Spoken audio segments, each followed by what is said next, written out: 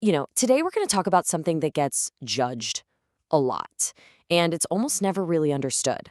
We're going to dive into family estrangement and explore the quiet, heavy weight behind a choice that, thankfully, most people will never have to make. So just imagine this for a second. You're at a friend's house. Maybe your partner's family get together for a holiday. It's loud, it's a little messy. People are laughing and arguing over something silly, and you're kind of just on the outside, watching it all happen. You're doing your best to just blend in, just be a part of the day. But then there's that little lull in the conversation. Someone turns to you and they ask the one question you've been hoping nobody would ask. And you put on a smile.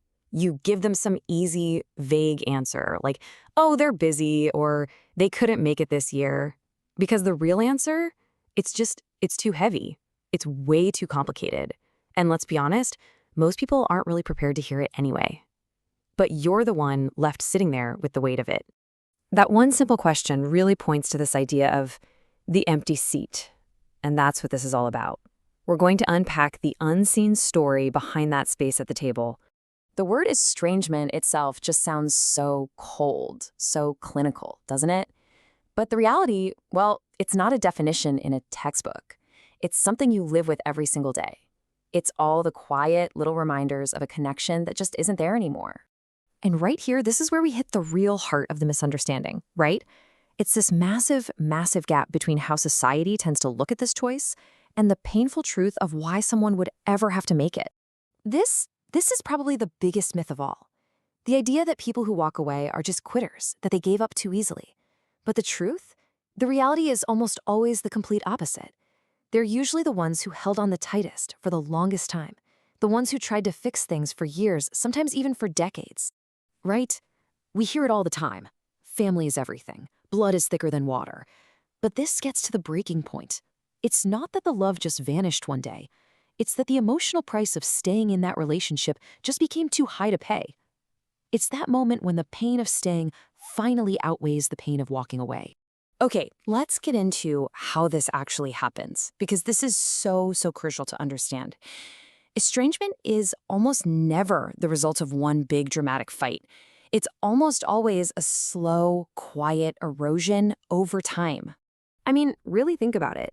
Imagine driving for hours every single holiday just to sit at a table where you feel completely and utterly invisible, where every little comment feels like a reminder of all the ways you just aren't enough.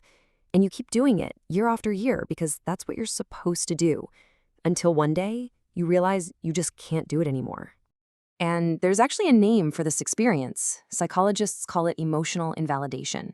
It's what happens when your feelings, your perspective, your reality are constantly dismissed or questioned by the very people who are supposed to be your safe place.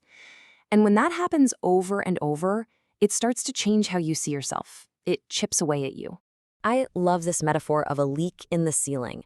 It's not some big flood that happens all at once. It's just a slow, constant drip.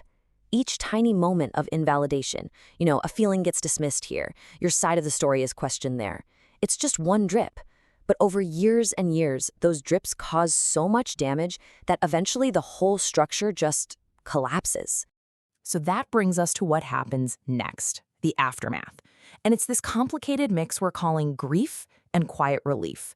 Because believe me, making the decision to step away is not the end of the pain. In a lot of ways, it's the beginning of a whole new emotional journey. Yeah, the aftermath is this incredible duality. On one side, there's this profound grief. And you're not just grieving the relationship you lost, you're grieving the one you always wanted but never actually had. And then, on the other side, something you might not expect happens. There's this quiet stillness. The constant noise, the tension in your shoulders, it's gone. And you realize, oh, this is what relief feels like. And of course, there's the guilt, that little voice in your head that just keeps asking, did I do the right thing? Should I have tried harder? But this is such a critical point. That guilt is not a sign that you made a mistake.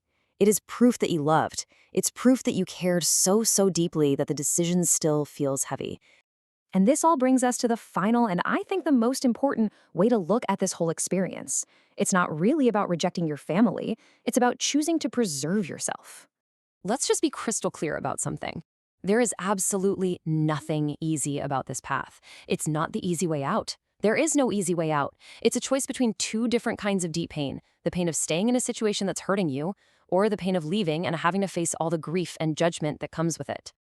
When a relationship just becomes about showing up out of obligation, about playing a part just to keep the peace, that's not really love anymore, is it? It's more like a contract, a transaction. And sometimes you have to have the courage to admit that the contract is broken and it needs to end. This is the core truth of it all, right here. So many of us are taught that just getting through the holidays, just surviving the phone calls, that's enough, that's a loyalty. But you are allowed to want more than just survival from your relationships. You're allowed to want to actually live. So, if there's one thing to take away from all this, it's that the people who make this choice aren't cold or heartless. They're people who loved, often with everything they had. And they just finally reached a point where they were forced to make an impossible choice: hold on to that painful love, or finally, for the first time, choose themselves. And look, if any part of this story felt personal to you, if you see yourself in these words,